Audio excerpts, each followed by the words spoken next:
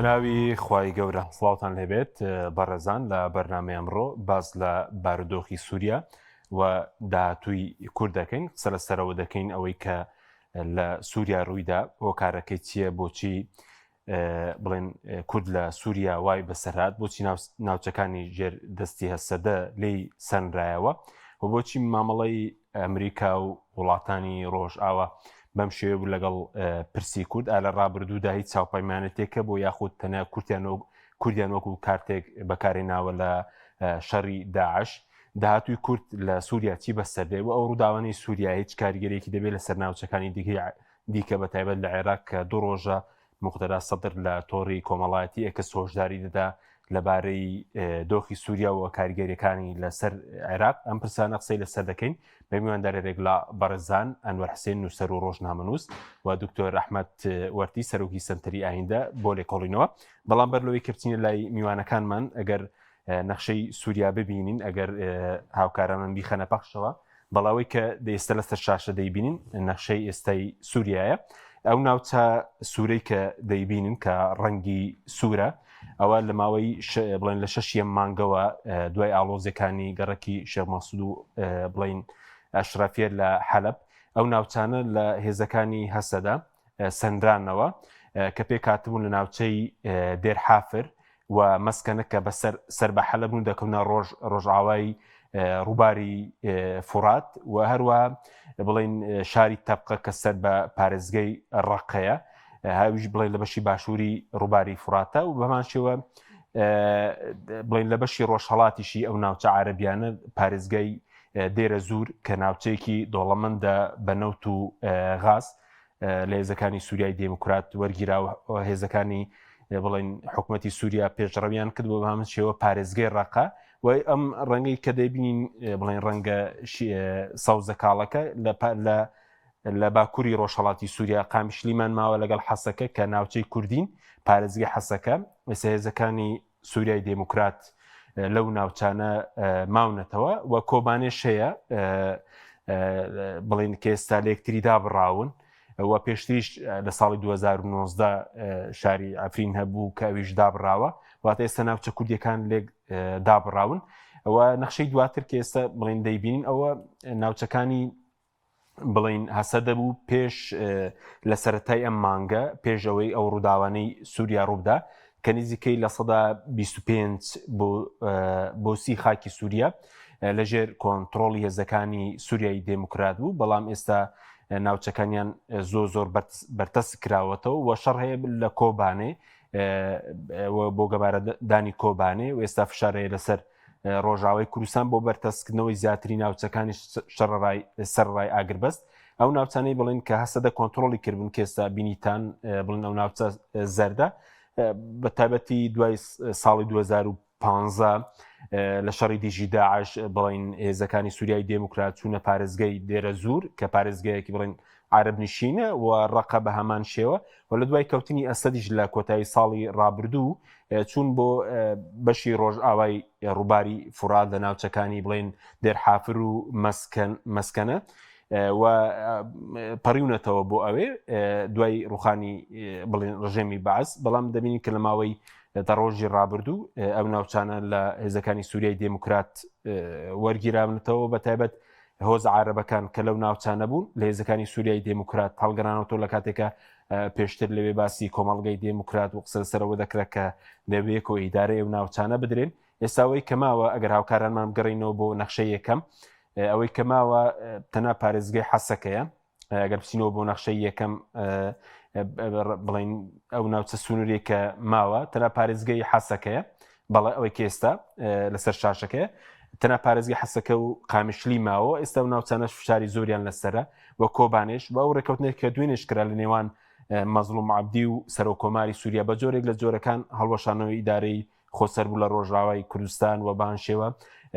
لە ڕێکەوتنەکەدا کە مەزلوم عەبدی ژواژۆی کردووە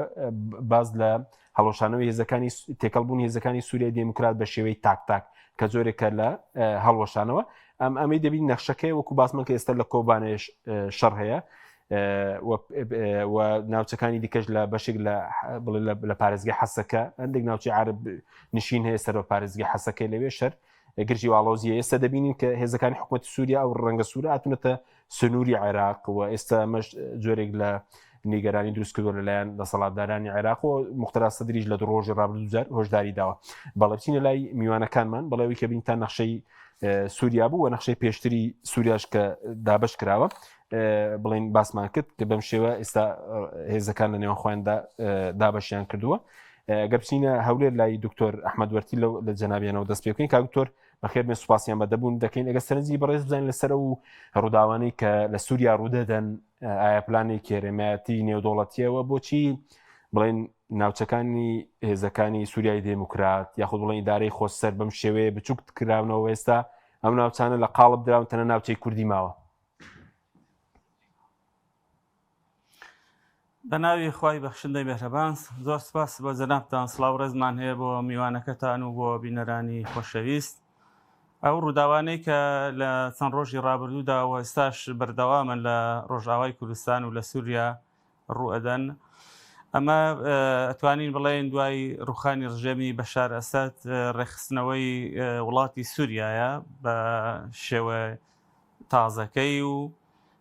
یەخستنەوەی هەموو ناوچەکانیەتی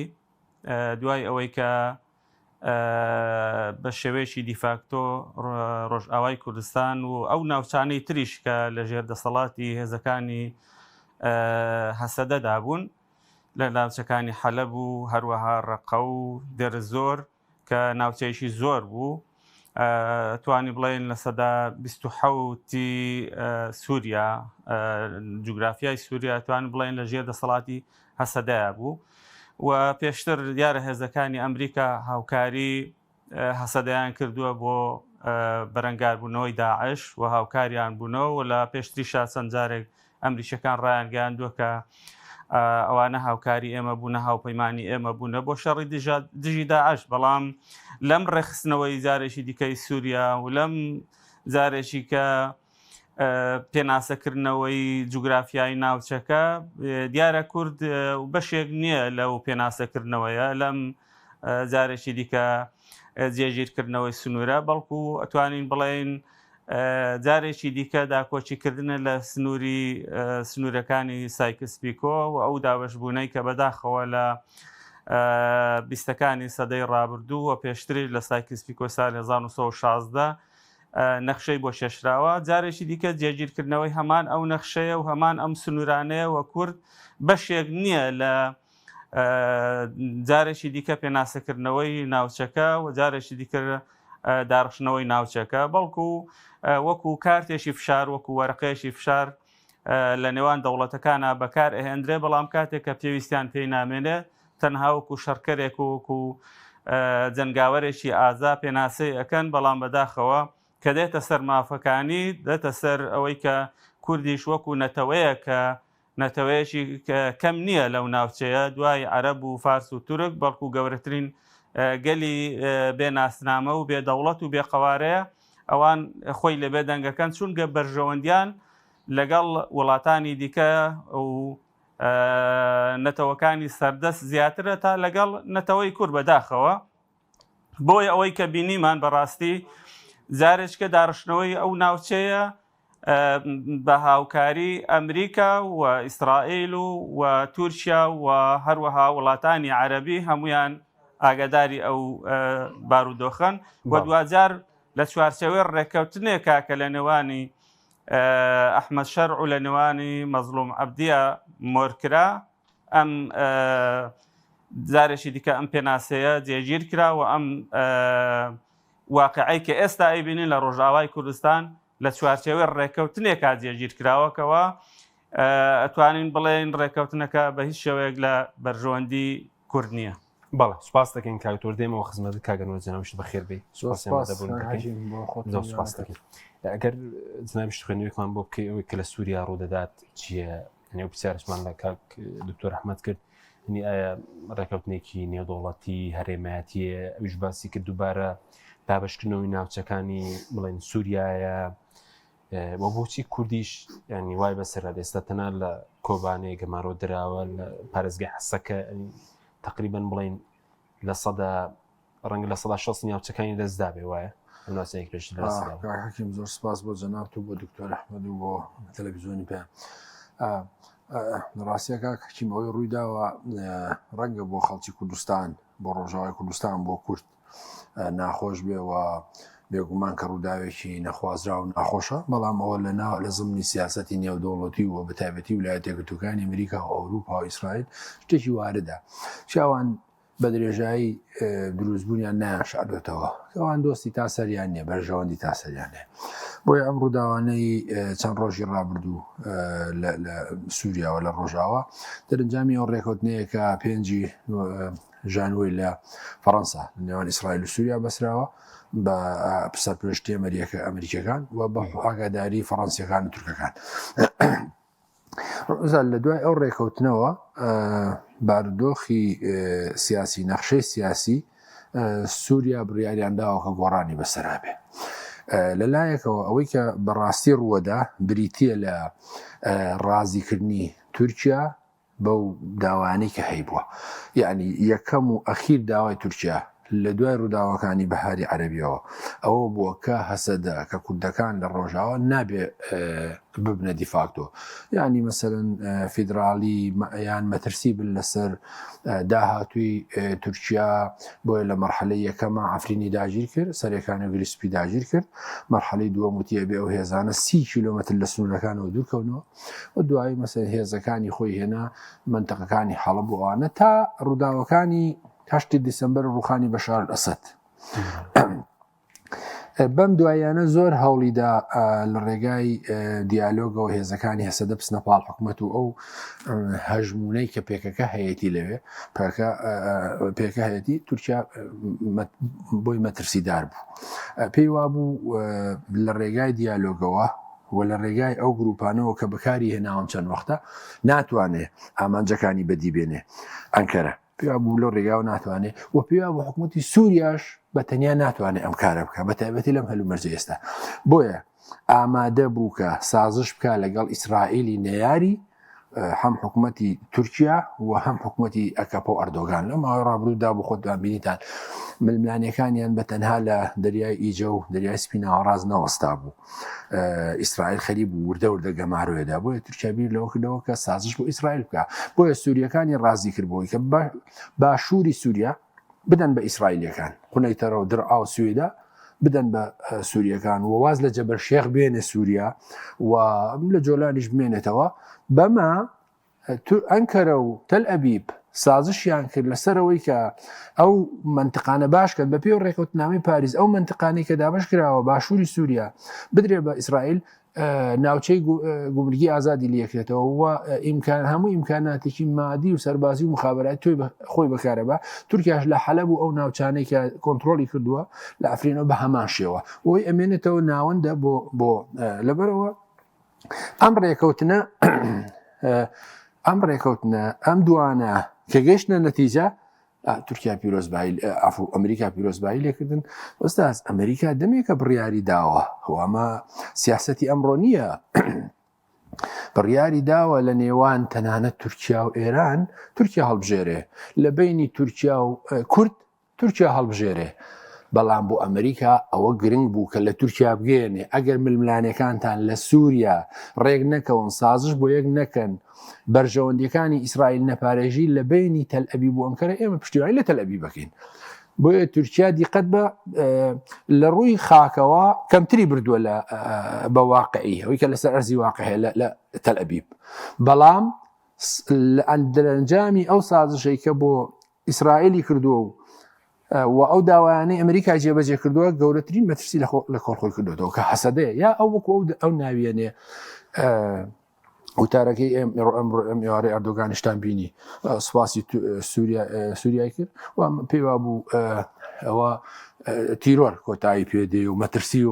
و پێویستە ئەو بە شکلێکی باش بەڕێوە بچێوبار حاڵ تورکیا نەیشاردێتەوە کە هەمیشە ڕۆژ ئاو هەسەدەی بەبەشێت لە پارتی کرێکارانی کوردستان وازوو ینی هەسەدە پاشچی لە هۆ ناوچانەکە و ناوچانە پێوەنی بەوە بوو کە عەرەبی بوون بڵێن بەشێکی زۆری چەکدارەکانی هەسەدە خۆیان کە پێشتر لێ هەڵگەڕانەوە خێڵەکان بۆچی ئەوە ڕوویداوا بە خێرایی لە ڕاستیا ئوستاس من لە بواری ئەسکەری شارەزانین بەڵام هاتەنەو شکستانە کە بە دوای کادێ هێزەکان زووە شکێندوێەوە پێم وایە هەسەدە تەسەووری ئەو ڕێکەوتنەی ناکرد بەو شکڵە بێ هەسەدە مەزلوم عەبدیوای بیست بوو کە ڕێکوتنی 5 ژانوەری و ئەوەیە کە داوا بکەن هەسەدە ڕێکەوتنێکی تازە ئیمزا بکە لەسەر ئەوەی کە لە ناوچەکانی ڕۆژاوای فرات یانی لە حەلەب و دێر حافر و مەسکەنە و ئەوانە بکشێتەوە بەڵام وەختێکە هێزەکانی سووریا ئەو سەرکەوتنانەی خۆیان بینی و ئەو پاشەخشی هەسەدایان بینی و چرای سەوزی ویلایەتە یەکگرتووەکانی ئەمریکایان نیشاندا کە بێدەنگە لەمە و دەوحا بۆی گرنگ بوو کە پشتیوانی سووریا بکە بخۆ دەزانی هاوپەیمانەتی دەوحا ئەنکەرە تقریباً لە ڕۆژهەڵاتی ناوەڕاست لە زۆر شوێنە ئەم ڕێکەوتنیان هەیە بۆ مەسەلەن ڕێکەوتنیشی گەورە بوو هەسەدە بە نەزەری من هەم دەرەقەتی نەهات هەم خۆشی بۆ ئامادە نەکرده بوو و لە ئەمانش کاتە ئەوەی وتیشت مەسەلەن هەندێ هەندێ سەرچاوە باس دەواکەن لەناو ئەو هێزان جۆرانی کە پێکی هێناوە لەناو هەسەدا 8 گروپ 7 گروپ هەرێکیان 8 کەس 9 کەس ئەوانە هەموویان لە ژێرۆ پەیوەندیان بە سوپای عەرەبی سووریا کردەوە خیانەتیان کردەوە بنکەکانیان چۆڵ کردەوە مەسەلەن لە کۆی 100,000 کە 600,000 عەرەب و تورکمان و لیوایی لە ڕاستیا کەمترە بەڵام خۆیان دەڵێن مەسەلەن لە یەکێ لە نقطەکانی تەنان ڕەقەشەوە ڕێگەیان داوە دزیانکردن و بەهەرحاڵ ئوستاز ڕووداوەکە مەسەلەوەی لەسەر زەمینی واقع ڕێوەدا هەرچی شوێنەکە تێپەڕیوە بەڵام ڕووداوەکە بە نەزەری من ڕووداوێکی سیاسیە یعنی با بڵێم دانووسانێکی سیاسی لەسەر کراوە و من کاک حەکیم لەگەڵ ئەو قسەیەش نیم کە ئێمە مەسەن زۆر جاڕین ئەمریکا خیانەتی لێکردین خۆ ئەمریکای وعدێکی نەدابوو کورتکا بە دەوڵەت لەوێ ئەی بۆ دەیانگوت هاوپەیمان لێرە بڵین شیکردنەوەی زۆر دەکرا هەرگیز کورد لە ڕۆژاوە بەجێناون و ڕێگە نادەن هێزەکانی حکوومەتی سووریا بین ئەو پەری ڕۆژهەڵاتی ئەو بەری ڕۆژهەڵاتی فورات و ئەو ناوچەی نفوزی ئەو ڕەنگە قسەی من تۆ بوو بێ وەکو ڕۆژنامە نووس و ئەو ڕەنگە قسەی مەسەن سیاسیەکانی کورد بوو بێ ئەو ڕەنگە قسەی هەسەدە بوو بێ بەڵام لە واقعدا ئەمریکا ئەوەی نەوت و ئەوەی کە باشترین حاڵەتەوەی و تۆکتویانە کە کوردەکان چەکداری ئازان شەڕکەری ئازان خۆی ترەمپ بۆی نەوت ترەمپ بە ئاشکرامی وتوە وە دڵنیا بە ئەم ڕووداوانەی لە 6 مانگەوە بەردەوام لە شێخ مەخسوود و ئەشرەفی ڕوویداوە هەتاگا بە ئێستا وەداهاتوش بەبێ چرا و گڵۆپی سەوزی ئەمریکا ممکن نەبوو جێبەجێ بکرێت ناکرا و ئێستاش وایە بەڵام وساز من وتم واشنتۆن بە تورکیا ژەڵێ ئەبێ مەرجەکانی ڕازی بن بە مەرجەکانی ئیسرائیل ئوستاز ئەگەرنا ئیسرائیل مەسەلەوەی کێ ماڵین ئیسرائیل وعدەکانی جێبەجێ نەکردو ئیسرائیل کام مەسەن من و تۆ نازانین بەڵام با هەسەدە بڵێن نووسراوێکەیە لە بینی ئێمە و تەلئەبیب لە ماوەی ڕابردوودا کە هاوپەیمانمانە کە دۆستمانە کە سەراستی ڕاگەن خۆی چێنێشتەوە لێکۆڵەری ئیسرائیلی بەرپرسانی حکوومەتی ئیسرائیلی کوردەکان ئاوان و دەبێ بپارێزرێن و بەسکە مەڕۆ ڕوویدا کوا لێ دوانیان کاک حەکیمێمان ئێمە زۆر جاریا زۆربەی کات سیاست بە عاتفاکەین و پێمان وایە ئەگەر وەزیرێکی ئیسرائیلی بڵێ من پشتیوانی دەوڵەتی کوردی یەکەم ئێمە عاتفامان جوڵێنێ بەڵام ڕەنگە ئەوەی کە ئەحمەد شەرە هەرچیوت بێ ئێمە پێمان وایە هەر تیرۆریستە و هەر لە هەر حاڵدا ئوستاز دیفاکتۆ ئەوەیە ئەحمەد شەرە سەرۆکی سووریای تازەیە هەلومەرجەکە زۆر گۆڕاوە یعنی تۆ سێ کە سووریایەک لە دۆستی کۆماری ئیسلامی ئێرانەوە لە تێپەڕینی هیلالی شیعیەوە بۆ مەترسی بۆ سەر حدودەکانی ئیسرائیل ئێستا بۆ بە دۆستی ئیسرائیل ئێستا ئەمریکا هەڵیە سوڕێنێ ئێستا بۆ بە نزیکترین دۆستی تورکیا لەبەرەوە ئوستاز ئەوان دڵنیا بە پێبەرژەوەندیەکانی سووریا جوڵێن سپاس دەکەم دێمە خزمەتت کاک تۆ ڕەحمەت دەمەوێت سەرنجی بەڕێز بزان بەسەر مامەڵەی بڵین وڵاتانی ڕۆژاوە هەرچەندە کاک ئەنوێژ باسیەوە کرد کە بڵین هەر ڕێکەوتنەکە زیاتر بڵین یاخود مامەڵەکردنەکە بۆ شەڕی داعش بوو بەڵام بڵێن پێشتر لە باشووری کوردستان هەبوو لە قۆناغەکان لە وێزگەکانی دیکە و ئێستا ئەوەی کە ئەمڕۆ دەیبینین خوێنەوەی بەڕێز چییە بۆ مامەڵەی ئەمریکا لەگەڵ پرسی کورد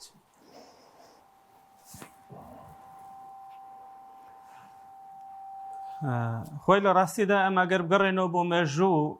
ئەبینین لە چەند وێزگەیشی تری مێژوویدا بەداخەوە کورد پشتی تێکراوە لەلایەن وڵاتانی زلهێزەوە ئەوە لە دوای لە شۆڕشی شێخ مەحموود کە ئینگلیزەکان پشتیوانیان لێکرد لە سەرەتادا و دواتریش هەر خۆیان شۆڕشەکەیان تێکدا شۆڕشی قازی محەممەد لە مەهاباد لە ڕۆژهەڵاتی کوردستان کە یەکێتی سۆڤیەت کاتێک کە بەرژەوەندی لەگەڵ وڵاتی ئێران بوو لەگەڵ حکوومەتی شابوو پشتی لە کۆماری کوردستان کرد و تواندیانەوە و کاتە ئیسرائیل هە لە ئارایە نەبوو و دواتریش لە حەفتاکانە ئەمریکیەکان پشتیوانیان لە شۆڕشی کورد کرد بەڵام دواتر دەستبەرداری شۆڕشەکە بوون و خۆیان لەو کاتە لێدوانیان هەیە کسنجەر کە وەزیری خارجەی ئەو کاتی ئەمریکا بوو ئەڵێ ئێمە خیانەتمان لە کوردەکان کردناوە و ڕێگەماندان خۆیان شۆڕشەکە بکەن و چیەکەن بیکەن سەرکەوتوو بن نا ئەوەش یارمەتیماندان بۆی سەرکەوتوو بن بەڵکو وەکوڵە گورگان خواردومان کردن لە 16 ئۆکتۆبەرە ئەمە بینیمان کە مەسەلەی ئیسرائیلە لە ئارا نەبووە بەڵام ئەمریکیەکان پشتیوانیان لە کورد نەکرد کە زیاتر لە 150 خاچی کوردستان لە دەستدرا لە 16 ئۆکتۆبەرە و بێدەنجیان نواند و پشتیوانیان لە حکوومەتی فیدراڵی عێراق کرد و بە هەمان شێوە ئێستاش ئەبینین لە سووریا ئەگەر مەسەلە ئیسرائیلیش لە ئاران نەبی لە ڕاستیدا ئەوان بەرژەوەندەکانیان وا ئەخوازێ کەوا لەگەڵ حکوومەتی ناوەندیا بن و پشتیوانی لە حکوومەتی مرکزی بکەن ئەوە لەنێتەوە سەردەستەکان بکەن بەداخەوە کەمترین پشتیوانی لە گەلانی ژێردەستە و گەلانی مافکراوەکەن و وا دیارەکە تا ئێستاش عەقڵیەتی زلهێزەکان ئەوەیە کە ڕێکەوتنامەی سایکس-پیکۆ هەر لە ئارادایە و ئەو نەخشەی کە دایانناوە و کوردستانیان بەداخەوە دابەش کردووە بە شێوەیەک بەسەر ئەو وڵاتان و ئەو ناوچانەدا بە ئاسانی یەکتر ناگرێتەوە هەر سەیری ڕۆژاوای کوردستان کە بینی کۆبانێ یعنی فاسیلەیەکی زۆر هەیە لە بینی کۆبانە و لە بینی حەسەکە کە ئەو پارێزگا کوردیە کە ئێستا بەدەستی هێزە کوردیەکان و هەسەدەوە ماوە ینی هیچ حەڵقەیەکی وەسڵ نییە ناتوانانی هیچ شوێنێک بێکەوە نایان بەستێتەوە چونکە لە دیوی تری سنوور تورکیایە کە لەوێش کوردستانە دابەشکراوە سنوورێکی دەستکرد نەخشێنراوە لە نێوانی هەردوو بەشە کوردستانەکە و بەشەکانی تریش هەمووی لەیەک پسراون و بەداخەوە تا ئێستا ئەو وڵاتانە نایەنەوە دان بە هەڵەکانی ڕابردویاندا بنێن وەدان بە مافەکانی گەلی کووردا بنێن کە بەڕاستی ستەمی لێکراوە و زوڵمی لێکراوە ئەوەی کە پەیوەندیشی بە کوردەوە هەیە بەڕاوە بەداخەوە ئێمە خۆشباوەڕین وا ئەزانین کە ئەگەر لێدوانێکی سیناتۆرێک یاخۆت ئەندامێکی کۆنگرێس یان بەرپرسێکی ئەمریکیمان بیست یان ئیسرائیلیمان بیست یا وڵاتێکی تر ئەڵێن ئیتر تەواو ئەوانە دەست بەرداری کورد نابن و چەند جار ئێمە بینیومانە لێرە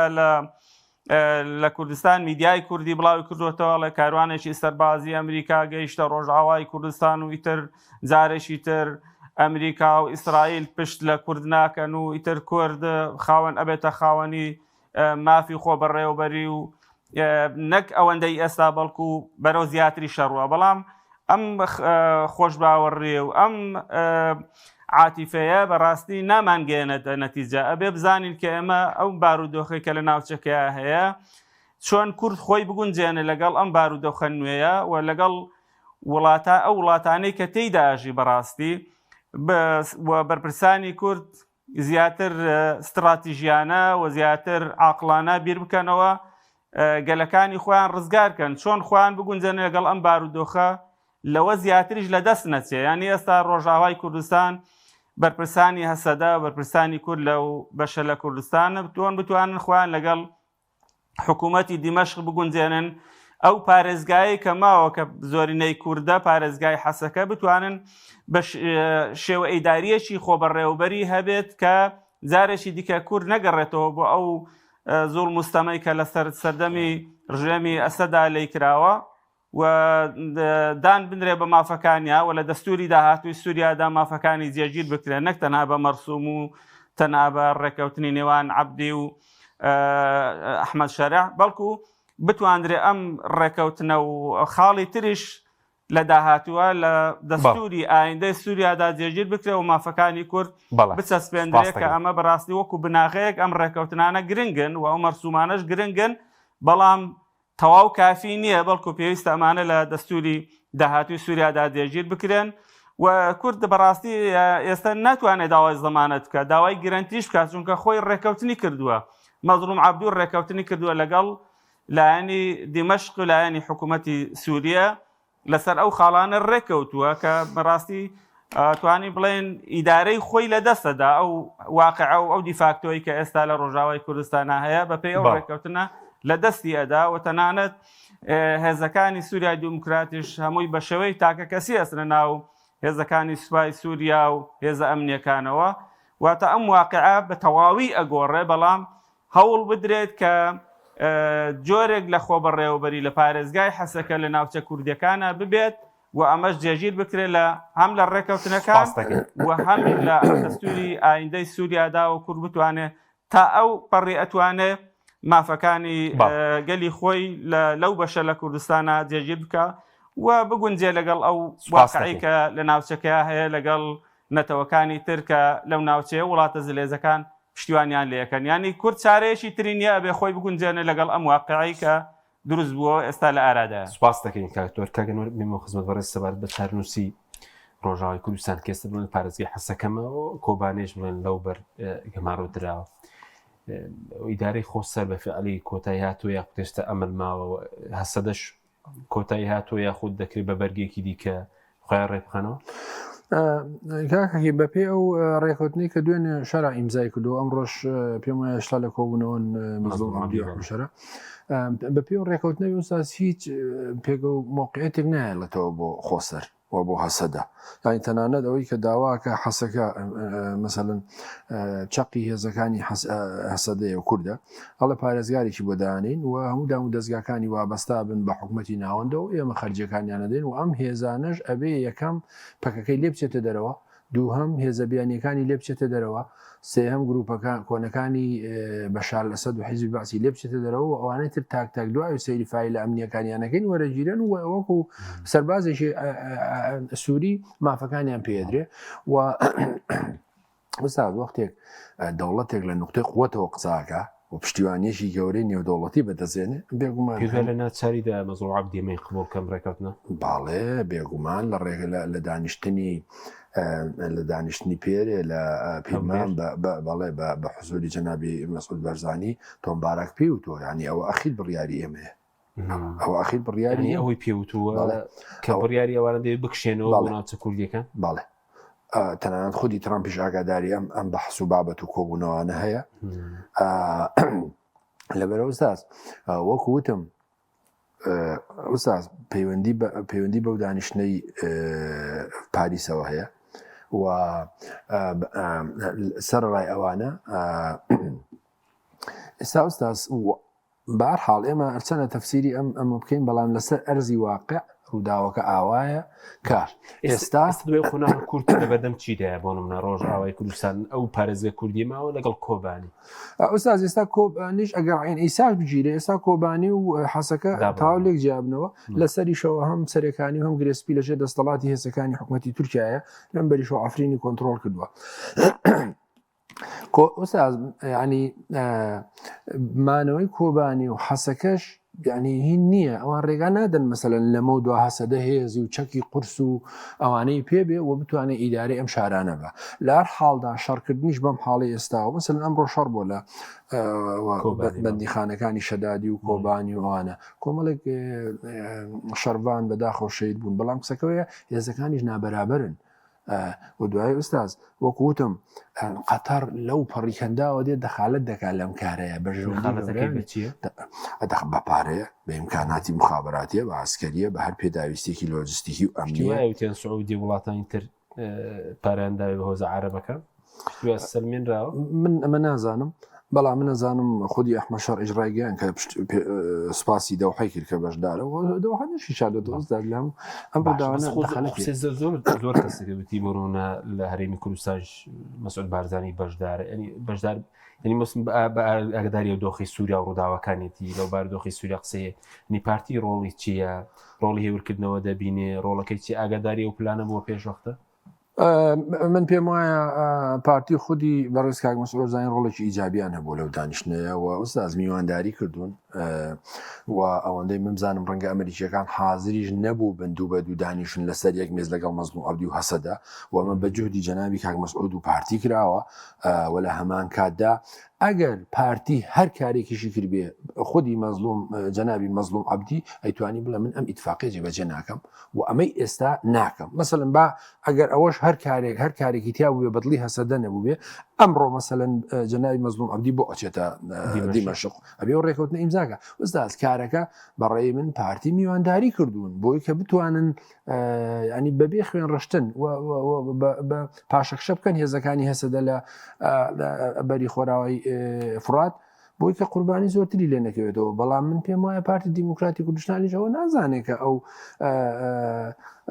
ئەو ڕێکەوتنە بەو شکڵە بێکە هێزەکان بڕۆن مەسەلەن سەربازگەکانی ئستا سۆ دیقەت بە خودی مەزلوم عەبدی ئەمڕۆ ئەڵێ بۆ زیندانەکانی شەدادیە و یەکێ لە زیندانەکانی تر ئەڵێ ئێمە دوسێ ڕۆژە پەیوەندیەکرین لەگەڵ هاوپەیمانەکان بۆی کە زیندانەکە پارێزن هەمووی کە گیراوی داعشن نەڕۆنە دەرەوە ئەڵە جوابمان نادەن یعنی چی یعنی کەواتە ئەوان ویلایەتە یەکگرتووەکانی ئەمریکا و هاوپەیمانەکان مەسەن پشتیوان دەستیان هەڵگرتووە لە پشتیوانی داعش لە پشتیوانی هەسەدا و تەبیعی هەرچی چۆن بارودۆخەکارڕوە پێم وایە ئەمریکیەکانیش لەوە نیگەران کە چەند جارێک داوایان چەند داوایان لە هەسەدە کردووە یەکیان ئەوەی کە لەو ناوچانەی کە عەرەبی نشینن بکشێنەوە بۆ ناوچە کوردی نشینەکان دووەم بتوانن ڕێکەوتنێک سازشێک بکەن لەگەڵ تورکیاکە نەکراوە سێهەم هەژمونی پەکەکە لەسەر خۆیان و ناوچەکانیان کەم بکەنەوە کە ئەوە خاڵی ئەساسیە بەنیسبەت تورکیاوە کە هەمیشە ئەمە جوڵێنێ و بەڕێی من حقیقەتیشی تایە پارتی کرێکارانی کوردستان دەخالەتی زۆر کردووە لە کاروباری ڕۆژاوای کوردستان لە 2011 تا ئاگا بە ئێستا خۆشیان نێنەشادۆتەوە مەسەلەن بەشێکی زۆری بەرپرسەکانیان لە سووریا ئەوانە بوون کە پێشتر پێکاکا بوون و تەنان ئەوانەی کە خودی خۆشیان وتیان شەهید بوون ئێمە ساڵگرتنی هاوپەیمان ئێستا پێشتر بڵێن 10,000 کەس کردیانە قوربانی بۆ ناوچە عەرەبیەکان لە شەڕی دژی داعش 10,000 کەس هێزەکانی سووریا دیموکرات ئێستا بڵێن ئەوە پاداشتیان دەدەنەوە تەنانەت ئەگەر زیندانی داعشیش ئازاد بێ ببیان و نێ ئۆستاز من بۆ جەنابتم باس کرد لە سیاسەتی ویلایەتە یەکگرتووەکانی ئەمریکا نییە ناڵێن ئەخلاق نییە ئەوان ئەڵێن دۆستایەتی تاسەر نییە بەرژەوەندی تاسەر هەیە ئێستا ئەمڕۆ بەرژەوەندیەکانی تورکیا و ئیسرائیل لە پێشترە لە بەرژەوەندی کورد ئەمە حقیقەتە یعنی ئەگەر ئێمە ئێستاش لە باشووری کوردستان بۆ معلوماتی جەنابێت فڕۆکەخانەیان هەیە هێزەکانیان لە مەتاڕەکانی کوردستانن لێرە گوڵبارانەکرێن لە جنوب دەرەکرێن بەڵام لە هەر حاڵدا کە پێویست بکە ویلایەتە یەکگرتووەکانی ئەمریکا لە نێوان هەر بەرژەوەندیە کە بێتە پێشەوە تەنانەت ئەگەر ئێرانیش بێ بەڕاستی پشت لە کوردەکە ئێمە تەجربەی زۆرمان هەیە لەگە ویلایەتە یەکگرتووەکانی کە نەک ئێمە ئوستاز دیقەت بە لە ماوەی 48 سەعاتدا پشتی لە حکوومەتەکەی غەنی ئەشرەف کرد لە ئەفغانستان تالیبانی نەیاری سەرسەخت و دژمنی خۆی هێنایەوە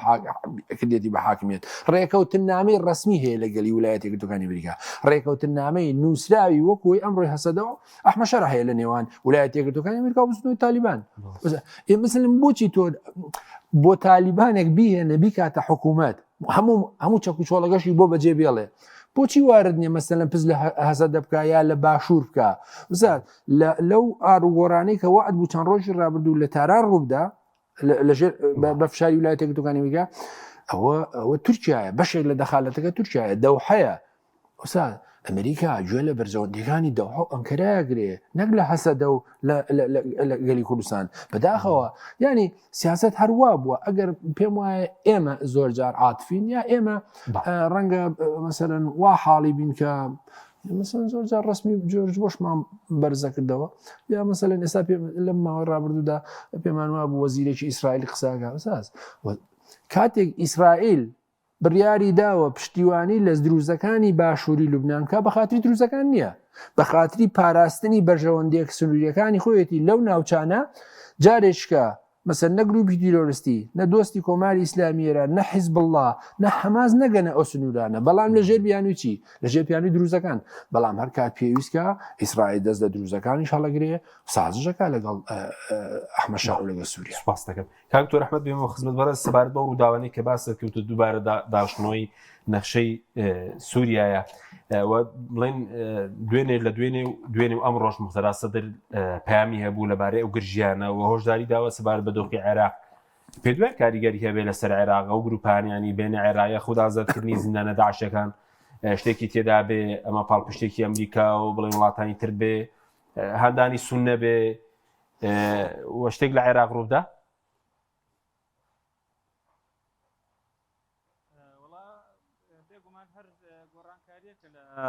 وڵاتانی دەوروبەر ئەبێ ئەلبەتە دەرەنجام و لێکەوتەکانی کاریگەری بە شێوەی ئەرێنیا بە ئەرێنیا بە نەرێنی کاریگەریە بێ لەسەر وڵاتانی دراوسێ لەبەرەوە گۆڕانکاریشکە لە سووریا بە شێوەیەکی گشتی ساڵی پار ڕوویداوە ئێستاش ئەمە تەکمیلەی ئەو گۆڕانکاریانەیە کە ڕووەدا ئەوستایی بینە ڕۆژئاوای کوردستان کە بەداخەوە پەیوەندی هەیە بە بەرژۆندی وڵاتانی زلهێز و وڵاتانی هەرێمی ئەمە بەتاکید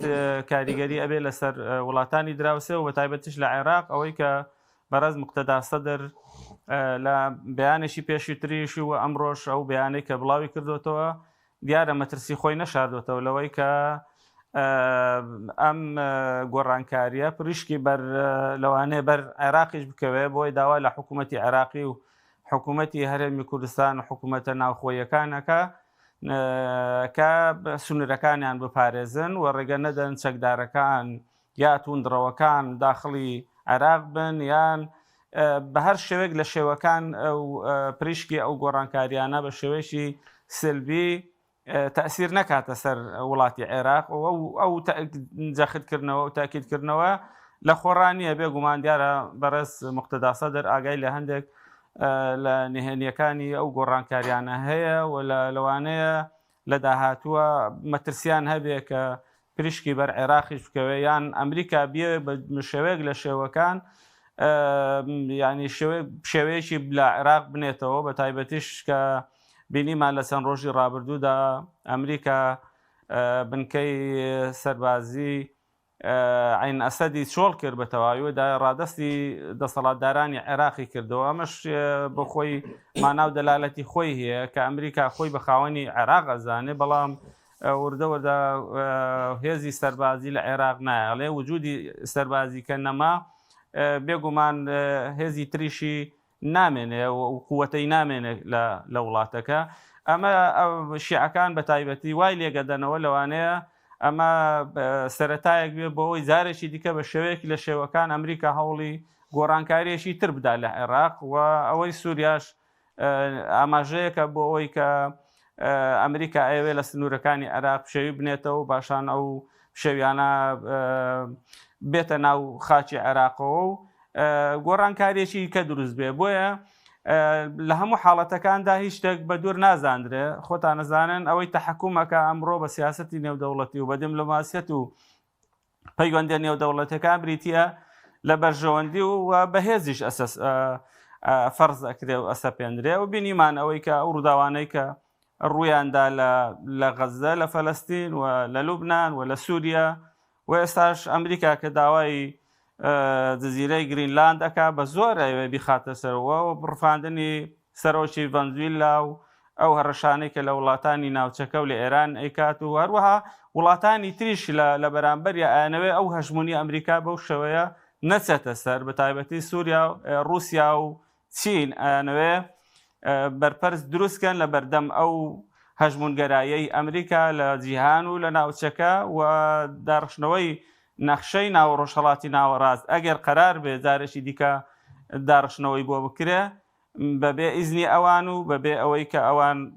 خاوەن بڕیاربن تێیدا بە هیچ شێوەیەک ئەوە ڕوونەدا بۆیە هەمویان دەستیان هەیە بە جۆرێک لە جۆرەکان لە ئەو گۆڕانکاریانەی کە لە ناوچەکەیان ڕوەدەن هیوادارین کە ئایندەی ئەم ناوچەیە بە شێوەیەک بێت کە لە بەرژەوەندی گەلانی ناوچەکە و بە تایبەتیش گەلی بەشمەینەتی کورد بێت کە بەداخەوە لە مافەکانی خۆی بێبەش کراوە و بۆتە قوربانی پەیماننامە و بڕیارە نێودەوڵەتیەکان و بەرژەوەندی زلهێزان. باشە کاکتۆر بە کورتی سوپاس دەکەم وەکو کورد ینی پێشتر باز دەورەکەم گۆڕانکارانێک کە لە ڕۆژهەڵاتی ناوەڕاستەیە لە بەرژەوەندی کووردە سەدەی کووردە ئێستا ئێمە هیچمان دەست دەکەوێت یاخود بڵێنە وڵاتانێک کە خۆت وتت کوردیان بەسەدا بەشە مافی کورد نادەن ئەوە تا زلهێزەکانەوە مامەڵە دەکەن کورد لە بەردەم چی لەیە بە کوردی بێ سوپاس دەکەم. تا ئێستاوەی ئەبیندرێ بەڕاستی لە ئەجێندای وڵاتانی زلهێز شتێک نییە ینی بۆ کورد پێگەیەک نەخشەیەکە لە بەرژەوەندی کووردا بشکێتەوە تا ئێستا شتێک لە بەرنامەیان نییە بەڕاستی بەڵام لە سیاسەتیشە هەموو شتێک واریدا ئەکرێت لە ئایندەیە گۆڕانکاریەکان لە بەرژەوەندی کورد بشکێنەوە بەڵام ئەوەی کە پێویستە ئەوەیە کورد یەکگرتوو بێت لە نێو خۆیە خاوەن بڕیاری خۆی بێت و داکۆچی بکات لەسەر مافەکانی خۆی لەناو خۆیان یەک ڕیز بێ بەداخەوە ئەوەی کە ئێستا بینین ئێمە ئەزمونێکی هەرێمی کوردستانمان هەیە کە هەرێمێکی فیدراڵە لە سوارچەوەی دەوڵەتی عێراقی فیدراڵیە کە دەستکەوتێکی گەورەیە کەم نییە بە نیسبەت کوردەوە بەڵام ئەبینی دابشکاریەکە لە ناو هەرێمی کوردستانە لە نێوان دوو هێزی سەرەکیە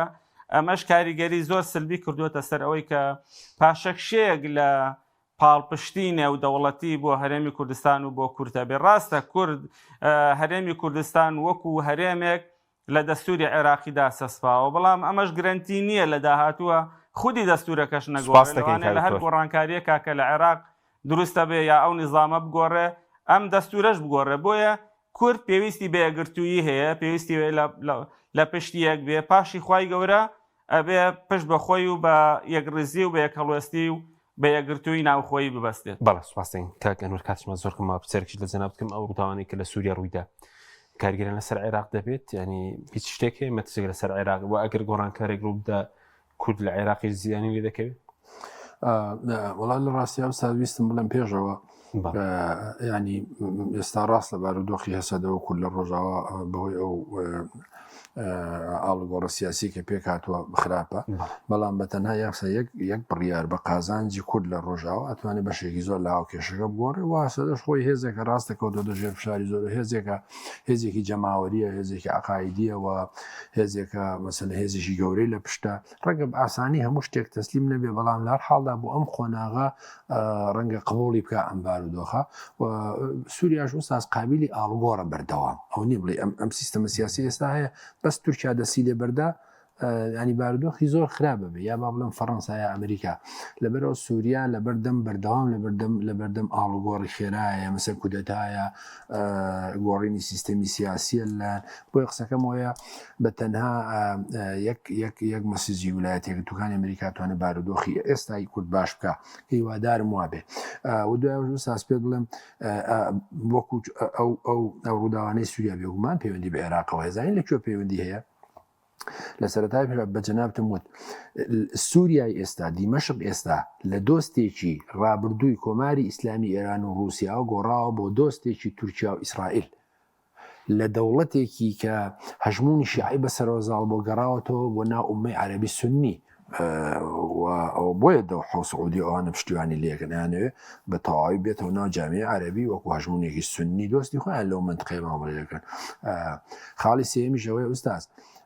بێگومان تەواو هەژمونی پەکەکە لە ناو سووریا لە ناو هەسەدا لە ڕۆژاوای کوردستان کۆتایی پێدێنن و بۆ معلوماتی جەنابی شت بووە بە دوای ئەم ڕووداوانە پرۆسی بە ناو ئاشتی لە تورکیا دەوردە پاشەکشاکە و بیانی زۆرێنەوە بۆ عێراقیش لەو پەیوەندی بەوە هەیەوەستان سووریا وەکوتم ئێستا مادام بەشێکە لە ئەجێندای ئەمریکی ئیسرائیلی عەرەبی سوننی کەواتە ئۆتۆماتیکی دژی عێراقن و دژی جەمارۆدانی زۆرتری ئێران گەشتێک ڕوودا لە عێراق کوردیانمەند دەبێت لە ڕاستیا ئوستاز دیسانەوە بڵێ مەکەوێتە سەر